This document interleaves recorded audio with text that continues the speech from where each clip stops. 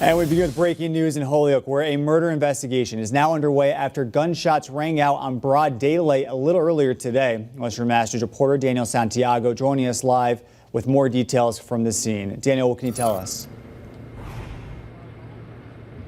David, good afternoon. We're here in Holyoke at the intersection of Appleton and Maple Streets, where just minutes ago the medical examiner arrived on the scene.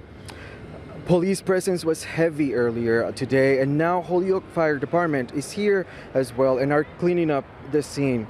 Earlier today, we did speak to Lieutenant John Monahan with the Holyoke Police Department. He tells us around 9:19 this morning, they received multiple calls about gunshots being fired. When they arrived at the scene, they found a victim who it is believed to be an adult male suffering from a gunshot wound, and that victim did die from his injuries. The Holyoke Police Detective Unit, which includes officers from the Holyoke Police Department and state police detectives assigned to the Hampden's District Attorney's Office, are talking to witnesses. Now, Lieutenant Monahan did say that there is no suspect at this time, but as soon as we have more details on the ongoing investigation, we'll bring those to you. From now, this is all I have. Reporting live from Holyoke, Daniel Santiago, Western Mass News.